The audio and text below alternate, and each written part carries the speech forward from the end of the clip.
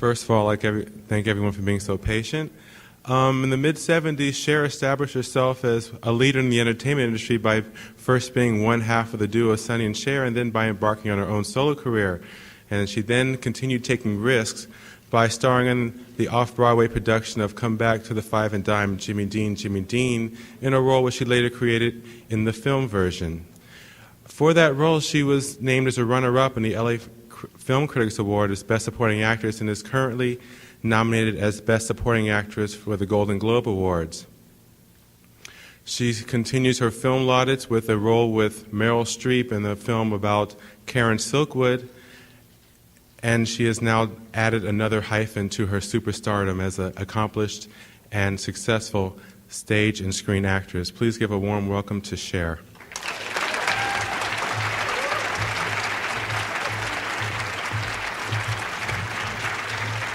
Thank you. No, that's really enough. Thank you. Hi.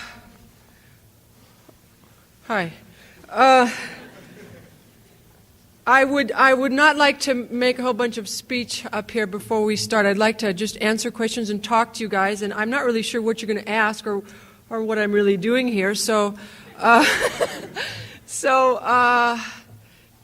I really don't have anything to say unless you ask something that you want a particular answer, and then I might have a lot to say. Who knows? I'm not really sure. So I'm ready if you guys are. Yeah? Oh, all right. Yeah, the microphones are right up here if you can't yell it out or if you don't feel like your voice will carry. And what are you guys filming for? Okay. Well, you might not be able to use all of the answers.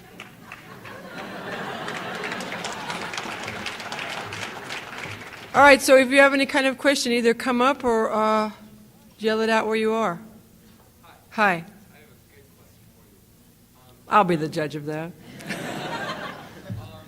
Well, you started out your career as a recording artist, as we all know, I think. Uh-huh. Do you have any plans on doing any more recording? Well, I started out my career actually as a background singer for the Ronettes. No, right now, I don't have any plans for doing a recording, and that doesn't mean that I won't do it. But at the moment, right now, I'm without a company, and I feel that being without a company and having more interest in films now, which is really a bizarre kind of turn of events, it's better for me to go at this particular moment where I can work, which seems to be in film, which I hope will be in film. But that doesn't mean that I wouldn't like to record. I'm hoping that I could do something musical on Broadway, which would have an album, just, a cast album or something like that. Well, Black Rose was a really strange thing. I had a really good time. I did a group called Black Rose, and I really enjoyed doing it. Probably one of the most enjoyable things I've ever done in my career, and it was a gigantic flop. I mean, it was just, nobody was interested. We opened for Hall & Oates for about 3 months, had a great time, spent a lot of money, and it was just a total bomb. So I probably won't be doing that again. Anyone else? Hi. Hi. Do you still perform your nightclub after Las Vegas and stuff? That changes? I'm not. I have. The last time I did Las Vegas was in August, right before I went to Texas to do Silkwood, and I would really like to only have to do that to make money so I could do films, or make money so I could pay my rent, or whatever it is that you make money to do, your own particular thing. Las Vegas is not one of my favorite things in the world to do, only because it's kind of like the elephant's graveyard. You go there to work when you really can't work anyplace else, and I've done a lot of that. I've done that for the last 3 years, and I would hope to not have to do that anymore. Okay. Question? Hi. Hi. This is one I think we're all going to ask here, but what's happening lately with Chastity and Elijah Blue? Are they doing all right? Or are they? Oh, well, let's see. Well, Chas is in school. Chas is 14 years old, and Elijah is 6, and they're just doing what kids do, Chas is hoping that we'll move back to New York, and Elijah is just terrorizing his school. Just normal kind of kid stuff. Well, I can't talk about it in specifics because Mike doesn't want us to talk about it, but I can talk about it kind of in generalities. You know, I got this job working with Meryl and Mike Nichols. I was doing a play in New York called Come Back to the Five and Dime. And on a Wednesday, Mike Nichols came to see the matinee. And then he came backstage and said, do you remember when you said that you were really a talented actress and I'd be sorry if I didn't hire you, which I wanted to be hired for a movie called The Fortune, and he just didn't think I was right. And he said, well, you're really talented, and would you do a film with me if you didn't see the script? It's with Meryl Streep. And I said, yes, I would. For nothing. And so I did, and it was really amazing. It was, Meryl is amazing to work with, you know, and it was strange for her, too, because it was really the first time she's done a film with another woman that she has a lot of scenes with, and that was interesting for her. And I don't know. It's really hard to say. I used to be a lot more critical of people in all the professions before I got into them. And then after I got into them, I was a little less critical. And it's hard to say if you're doing something really good. When I was doing Jimmy Dean, I had a lot of flack from my managers and from my agency about doing it because they thought that it was real stupid to do this play because it hadn't been a success on Broadway. And so to do it as a film, they thought was really going to be a bad thing for me to do since I'd just gotten this other movie. It's hard to say if something is good. I think Silkwood is really, really great, and I won't be able to know until it comes out, but I think I really enjoyed working. Mike Nichols is amazing as a director and as a human being. He gives you a lot of freedom, and you can, whatever you've got to give, you can give it, you know. It depends.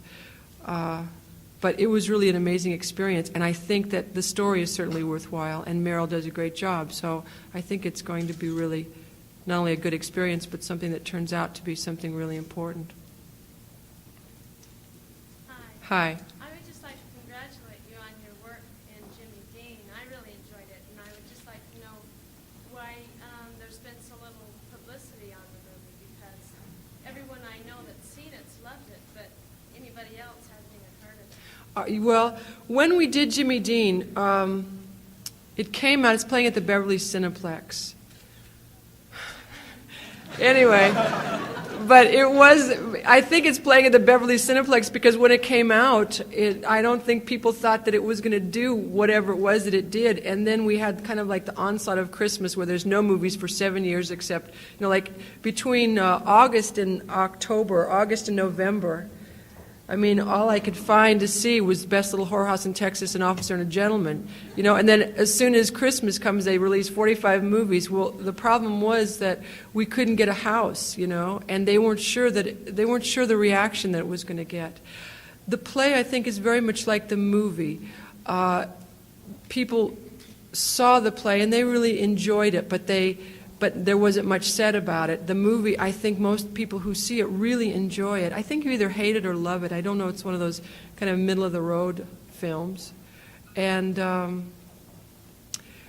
think that if we can just hold out, we might be able to get a better house so that we can do a little bit more, you know?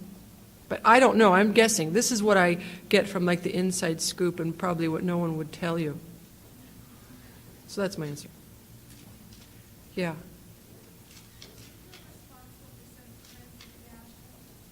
Absolutely not. No, I don't want to be responsible for anything, you know. I'm not. I'm as eager to follow something that looks interesting as the next person, and I think that in the past, you know, when Cindy and I came out, there weren't a lot of girls walking around in bell-bottom pants, and I think that it just kind of happens, but I don't know that you go, I mean, I don't think that I get up every morning saying, now, how many people am I going to influence today by wearing this outfit? But I mean, like if I see somebody walking down the street, we're influenced by everything, so I don't believe that I am, but I don't really mind it if people like the way I'm dressed and go out and put something together that's kind of their impression of it. Yeah. From that answer, did you enjoy when you had your TV show wearing the Mackie fashion, since that seemed to take precedence even in the skits and even in your music? Yes. I can't tell you the amount of people, of course, it made me feel wonderful, that said they only watched the show to see what I was wearing. And yes, I mean, it's really, I kind of was, I feel that I wasn't really hip enough not to want to have the American dream, and so I was really happy to wear all the beads and stuff like that, and which it still makes me really happy, because I know that Bob puts a lot into his designs, and they're really beautiful, and I think you'd have to be a lot more secure in your personality or yourself not to really feel extra special good in his clothes. And I really had a good time, wearing it and all that. The unfortunate part is that sometimes people think that you're just a hanger, and I didn't like being just a hanger. I liked being thought of as something more than that. But I can't imagine that I would ever get tired of wearing Bob's clothes as long as I didn't have to. I mean, if I went to the market, a lady came up to me and she said, "Why aren't you wearing a dress?" And I thought, well, great. I mean, sometimes people get so stuck in something that you're putting out that they just can't see you as a person or anything else, That was like the drag about doing Las Vegas. It's not really that terrible to do Las Vegas. It's terrible when you think that's the only thing you can do, that you can't do anything else, Okay. There was somebody next to you, the yellow guy. Yeah. I was wondering if, don't get me wrong, Do you take acting? I mean, you did so many things before you got up and asked the question. Okay. don't get me wrong, but Okay. there are certain stereotypes when one sees someone on the screen on TV for quite a while, such as like Maxwell Smart. He can get a job for 11 years, and it's no way because of this thing. So I was wondering, in doing movies, do producers sometimes wonder if you'll be able to break that Cher stereotype in terms of the audience? Yeah, that was a really big problem for me. That's why he asked, did you guys hear what he asked? I'm just kind of taking it for granted that you hear. He was asking if I was so stereotyped as being Cher, if people didn't want to give me a job as being an actress. And that happened for so long, it really, I was offered things that, a couple of movies, one that I really wanted badly, and then Barbra Streisand decided that she wanted it, so there was kind of no contest, which was called A Star is Born. And then I was offered something that I really didn't want, which was called King Kong. And then I was offered something else. It was like, I don't know, The Fish That Saved Cleveland, I think was what they ended up with. But after that, I really was offered nothing. And I went around to all the studios saying, hi guys, what do you think? And everyone kind of thought that I should have done what is it, Luciano? Yes, Giorgio. Taken a lot of success and a lot of fame at the time and capitalized on it, and that I'd really waited too long, that it was like on the downside of whatever Cher was, And Bob Altman was the only one that kind of was willing to take a chance or say, I don't. Well, see, Bob Altman doesn't care so much what people say one way or another, and he just said, I really think that you could do this, and do you want to do it? And I said, yes, I would love to do it. I would, When Bob Altman called me, I was doing an audition for Joe Papp in New York, because Joe Papp said something to the effect of, how could I tell if you're talented from all that crap you did on television?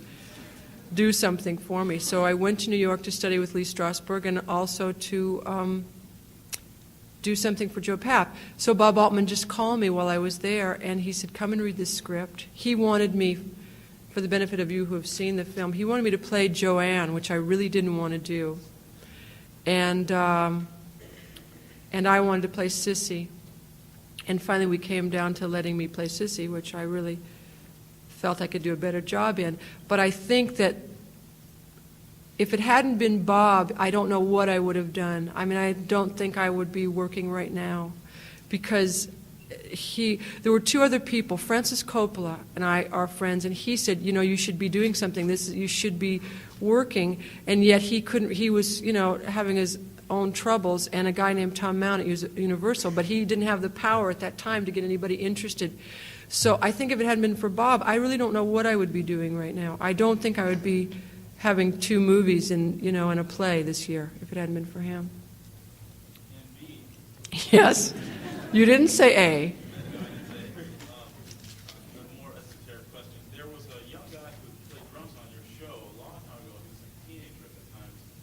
Jeffrey Porcaro, yes, he's now in Toto. All those guys, our rhythm section was Toto, is Toto today. And I was wondering who you're using now on drums when you say did Black Rose and when you go to Vegas. When I did Black Rose, I used a guy that you wouldn't know just because he's not famous or anything like that. And when we went to Vegas, who did I use? I can't remember. Deb? Oh, Artie. Yes, Artie Baby. Who's Art played with? Right. Art did Boss Skaggs too, but played on that Boss Skaggs album. Yeah, Artie Wood. Yeah. Have you ever felt that your faith robbed you of certain experiences? For instance, do you ever wish you could go to college, but you're too famous, or anything like that? No, I was thinking when we came up here how neat it would be to go to college if it wasn't important to get good grades. I would really like that. No, I like learning. I just think that grades are so detrimental to learning stuff, and I don't know what it's robbed me of. I don't really think it has because I do everything that I want. I mean, you must have read. Yeah. Is it true that you live like a grand old movie star in your house? Yes, it is. Oh. Is your bedroom really like a snake pit? Is my bed a snake pit? Oh, only on occasion. No, my bed is not done in snakes. Well, it's not all done in snakes. It's very hard to do a bedroom in snakes. I have, yes. Somebody, who was that guy, that critic the other day said, "Do you know what liking snakes mean?" I said, "Yes, I know." No, yes, my house is wonderful. I'm selling it. If you guys have anyone that has a lot of money that wants to buy my house, I want to move back to New York. And yes, there is. It's not a snake boutique, but I just I like the way snakes look. I like statues, and I have all kinds of things in my house. It's really interesting, and I don't live so much like an old movie star yet, but I don't know. I wasn't around in the old days. No, yes, I know what you're saying. I tried that. I mean, I've been giving that a good shot to live like an old movie star, but it's not working out, so I think I'm just going to give it up. All right? Yeah. Wait, in the way back. I remember seeing a picture or pictures of your house when you were married to Sonny Holy Hill. It's like a very traditional interior, very against her image. Well, no, it's strange. When you grow up poor and then you become rich, you don't want people to think that you haven't been rich all the time. It's called, you've heard it, nouveau riche. And so we were very much into that. And Sonny is very more, I guess, traditional. He's changed a lot, but he was very traditional. And so that house kind of mainly reflected Sonny. And that was the house we got divorced in. That's one of the reasons.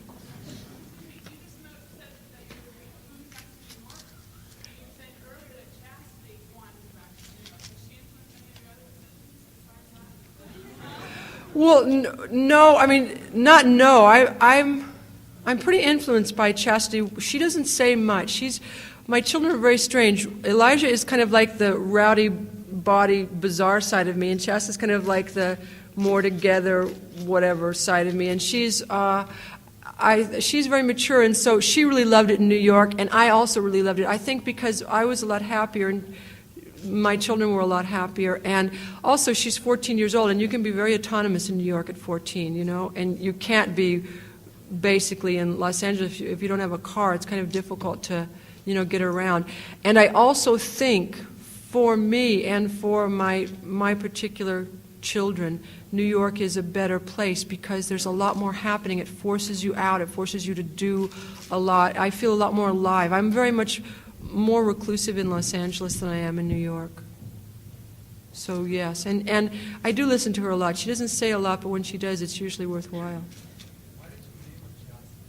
Well, I don't know. Well, I was doing a film at the time, and I got pregnant while I was doing the film, and she's Chastity is a perfect name for her. It works, First of all, I thought you did an incredible job in Come Back to the Five and Dime. I really enjoyed it. Thank you. And you said that you chose the part of Sissy in particular. Was there something in that character, beyond it just being a good role, that you liked? Was there something you saw in Sissy that maybe you liked about it or you could relate to? When Bob gave me the script, I said, what part should I read? And he said, I just want you to read the script and say, tell me what you like, or tell me if you like the script at all. When I read Sissy, I thought Sissy was the best character, and so selfishly I picked what I thought was the best character. And I don't know, when I got into it, I found a lot of things in my life and in my experience that helped me do what I thought the job was. I mean, I could find a lot of things in there to relate to. And I was afraid to do Joanne because I was afraid that even if I was good in Joanne, people would say, well, look what she's playing. It's obvious, it's bizarre, whatever. So I felt that Sissy would be something that I could do that was closest to what I thought I could do at the time. There was, yes, and then there was you. Have you had stage experience before Jimmy Dean? And if not, what sort of ordeals and stuff did you have to go through to get ready for it? How long?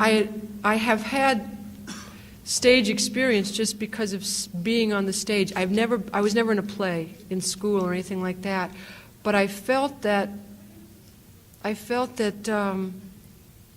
at home on the stage. I mean, it was really an amazing thing. I think that it's like I never watched dailies of Jimmy Dean, and I didn't watch dailies of Silkwood until Meryl finally took me by the hand and said, "You're coming."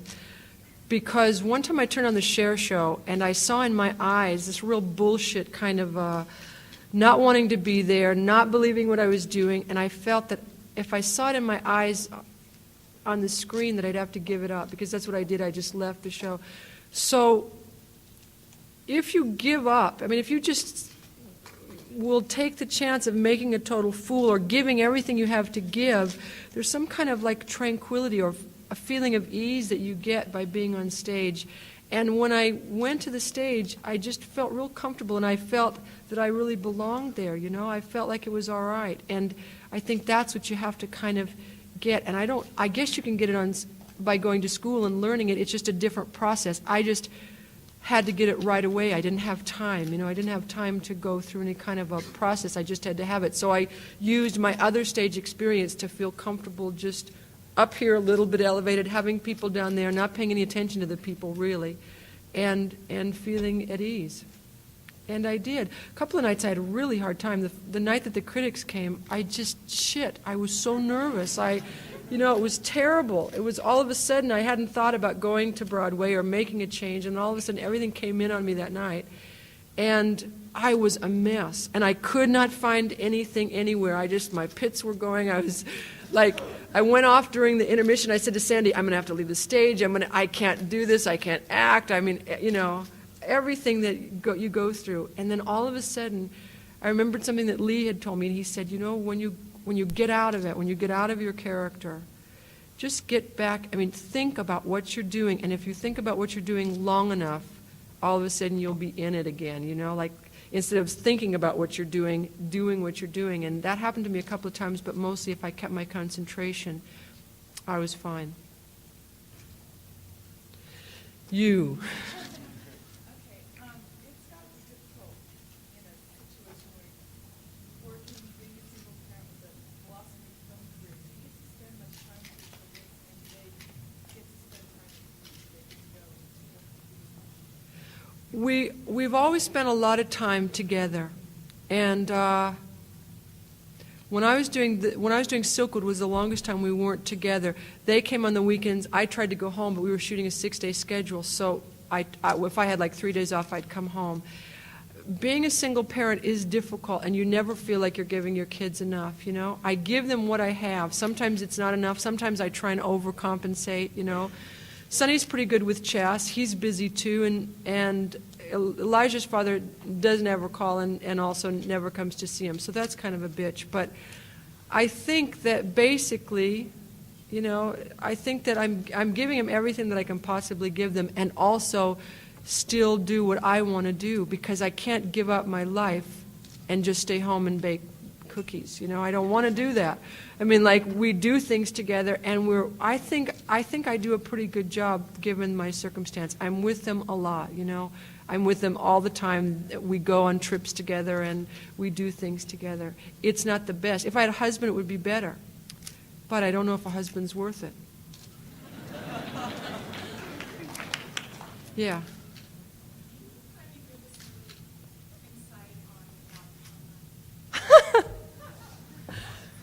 Oh, no, I can't. She said, could I give you some insight on my outlook?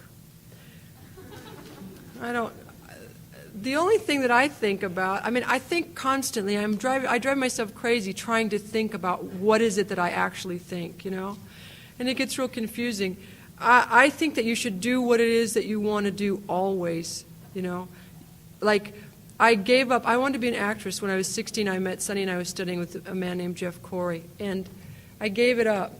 And then I became famous anyway, and not doing what I'd wanted to do, but doing something. And becoming famous is sometimes so sugar-coated, and it feels so wonderful that you give up what it was that you really wanted to do in the beginning, Like if you have a dream and then you get married or you have children, you give up so much. And I think that that's what makes people really despair in their 30s or in their 40s, that they had so many dreams and they had so many, like neat hot nights driving in the Chevy with the top down in the summer that you can never come back because they didn't keep trying to realize their dreams.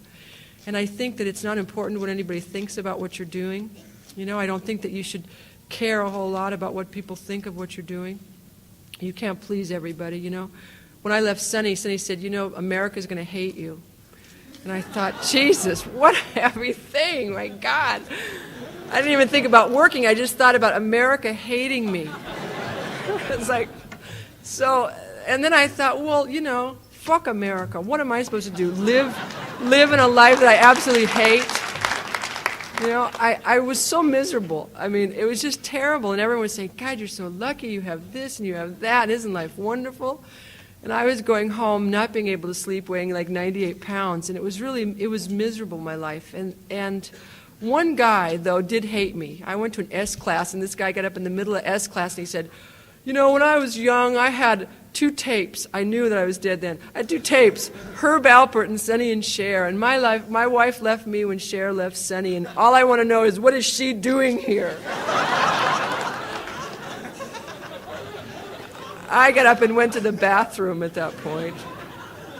But, there's so many things. We are so conditioned to live kind of like a McDonald's existence, and you just have to fight it constantly because it's so full of shit. But it takes you so long to realize just how stupid it is. All the things, the basic things, like when you're young, you're taught to not tell lies and be nice, and then you grow up looking for all the people that are going to not tell lies and be nice, and they went someplace else. They're somewhere else. So I don't know. You just have to kind of reevaluating yourself, and that's kind of my basic theory about it. Life, that is. I'm 36. Don't I look wonderful?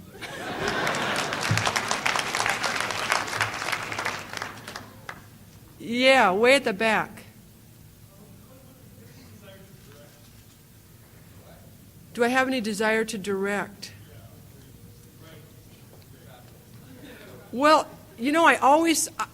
I would like to if I thought that I was talented enough to, and I'm not really sure, so I can't really. I have the desire, but I don't know that I could do it. I edited a show once that I did. I did a special. You might have seen it, I don't know. I played all the parts in West Side Story, and I edited that show. And I loved it. It was the most gratifying experience before Jimmy Dean that I'd ever had, because I really didn't like doing television that much. I didn't feel like I was very good, It's really strange. The first time I felt that I was good was on Broadway, and that's kind of a bizarre thing that I could have dealt with the feeling that I was bad all these years, but I did. But I would like to direct if I thought I was good, but right now I just like to be able to act. Now I'd like to try and do that for a while. Yeah.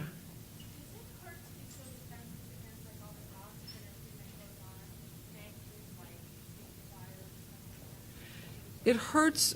She asked if it hurts to try and build up these defenses, and or to be hurt by stuff that people write about you. It does. I mean, you know, of course it does, because you'd much rather have people like you than dislike you or say really terrible things about you. But the fact of the matter is that, you know, they're selling newspapers. They don't care about you, and they don't care about the people that are reading the newspapers. I mean, it's trash that really is going to blow your mind out if you really believe it. But you have to get thick-skinned, you know. It's like when I went to Mike Nichols and I really wanted this part in The Fortune, he said, you know, you're just absolutely wrong for it. You have to kind of build up a skin, because you're not selling a product that you can kind of divorce yourself from. You're selling you, and when people don't want you, it means that they just don't want you. They are not buying you. So you have to kind of forget it. I mean, people say terrible things about you. You know, they want you, first they build you way up like Farrah Fawcett, and then cannot wait, you know, to just kind of whack you down and say, you know, you weren't so great after all. You just have to kind of keep remembering that that's not what you're here for, to get the cover of People magazine. You're here to try and put out work. Yes? Did you enjoy working with Robert Altman? I mean, he's known for letting actors improvise and being real sort of modern about it. He was wonderful. A lot of actors have trouble with that. I mean, I remember reading that Lauren Bacall couldn't act under him in that movie for Hell. Yeah. And I wondered how you liked it. I loved it. I thought it was great. I thought it was wonderful. As a matter of fact, I thought it was so wonderful to improvise that the writer wanted me fired when I first took on the role, you know, in the play. And Bob said, you just can't do, he said, I'm used to being able to do exactly what I want, but he said, you can't do this on Broadway. So kind of like hide it from him and then kind of, you know, bring it out later. To work with him was the most wonderful thing, because he would say stuff like, I don't know if this is going to work, but try this. And if you were really had a strong feeling about something, he would let you do it once the way you wanted to do it, as long as you did it with the equal enthusiasm the way he felt that it should be done. But he gives you this kind of, it's kind of like the Dumbo syndrome, you know. He gives you this red feather and says you could do anything you want to, and you believe, therefore, that you can do anything. And I liked working with him. I think I liked working with him more on the play because he said a lot more things to me. I was real nervous working with him in the movie because he didn't say a lot to me. He just kind of let me do it. So I just did what I did in the play, basically, and added a little bit more. I think he's wonderful. I think he's so wonderful that, you know, he said, it's hard to be a director in this country and not take, you know, and take chances and not care so much if people accept it, as long as you keep putting out work that you think is really good. And sometimes you don't do a good job. Sometimes you do something that you're not proud of, but he's got a lot of guts, and I really respect him for that, you know. I really think he's amazing. Yeah.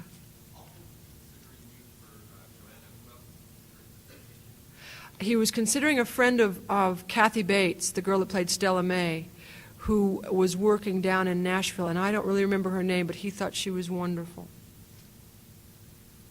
Yeah. Sure, I think show business is a wonderful profession. Yeah.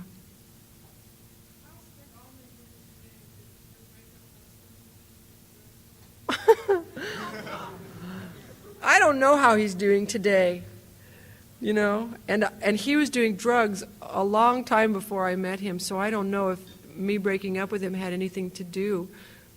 Sometimes I don't even know if he remembers that we were together, so I don't think it had a lot to do with when we broke up. Yeah.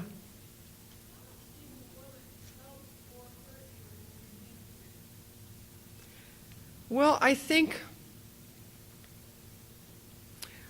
that if you are a woman in the entertainment business, I think that if you're like, you know, if you say what you want and you stand pretty strong for something that you want, you're a bitch, and if you don't, they walk all over you. So I think that there's some kind of like, you have to kind of go for what you really want, and I don't know. I think it's getting better. I'm sure that it was impossible. I think being an actress is a lot easier than like being a technician. We worked with the one female cameraman in New York, and she was really good, and it took her a long time and a really lot of ass busting to get, you know, to be that one cameraman. But I still noticed that the guys treated her a lot different than they treated like our other cameramen that we used in in Texas, our male cameraman. I think it's difficult, but I don't think it's impossible. And there's a lot of things that are real difficult. You know, just being an entertainer is difficult, you know, no matter what you are. What's your favorite nightclub? You mean like in the United States?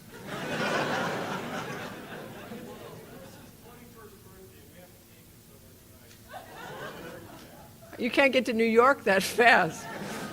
I don't know. What about, let me tell you something. I am so out of it. I don't know any place, but some friends of mine go to a place called Club Lingerie to dance, and that's about, I mean, I could tell you offhand. I have dancer friends that go there. I don't know anything here.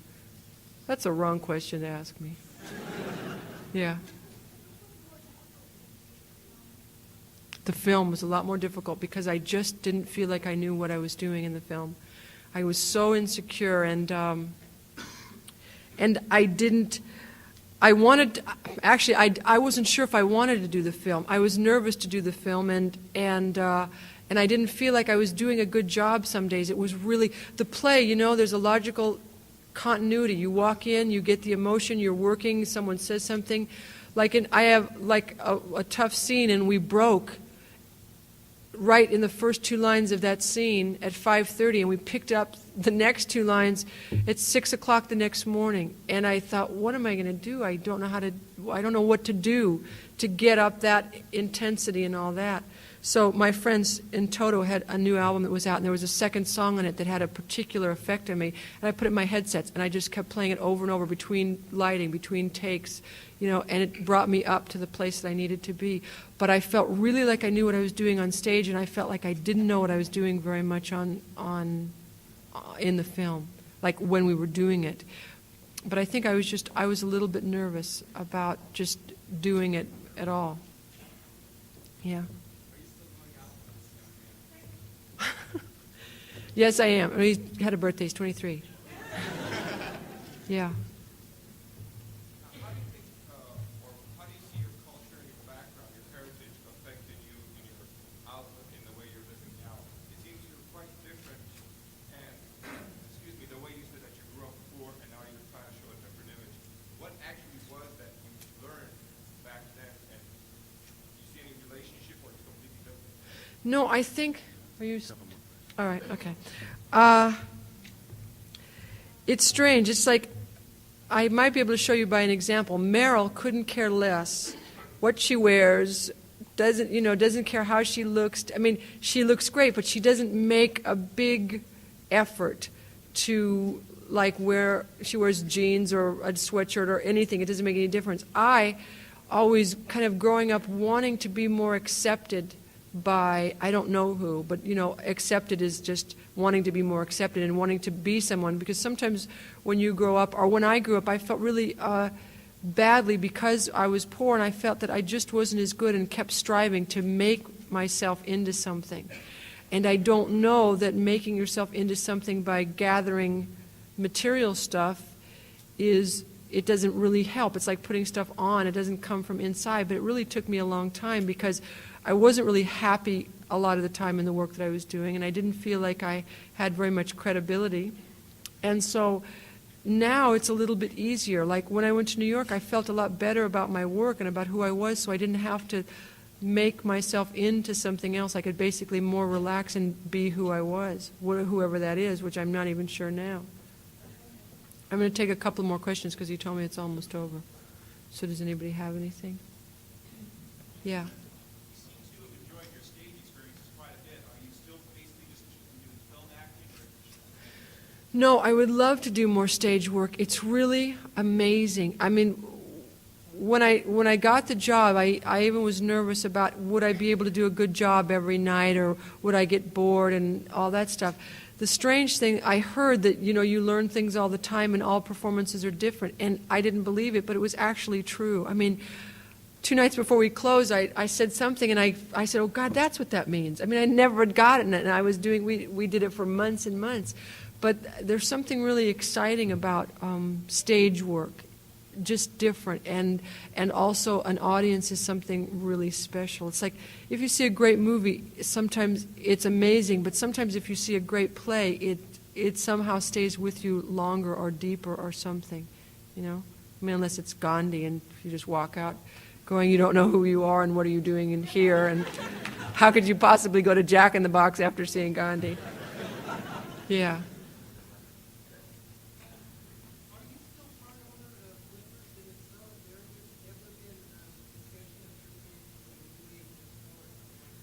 I never was part owner of Flippers, but they felt that it would be an interesting idea to use my name. And so no to all the other things afterwards. Yeah.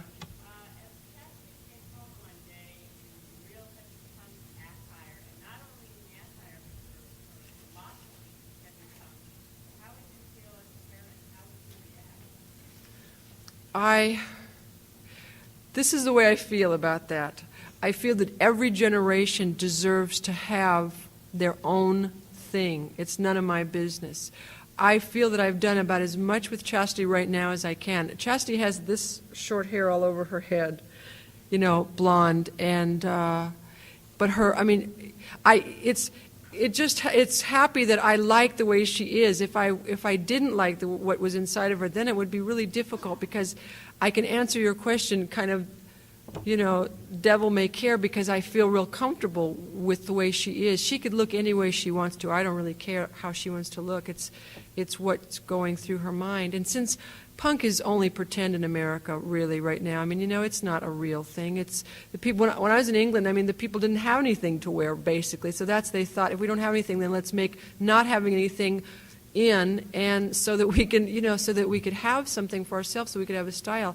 I don't believe that really exists, where Chastity goes to school, in private school. I don't think those kids are hurting for anything. So, so she could be whatever she wants to be. Her life is not my life, I can't tell her what to do. I can try and guide her and give her hints. But like I remember telling my mother said, I wish you could learn from my experiences. And I said, yeah, but I can't. So that's the way I feel about Chas and Elijah. God willing, Elijah will not grow up to be a mass murderer or anything like that. The thing that worries me most about my kids is drugs, because I've seen it do really terrible things. So far, I think Chas is smart enough to know that, it's dopey. Yeah. I just want to thank you for, we had a bunch of really nice tent parties over your house office. Cher was a long time. Yes.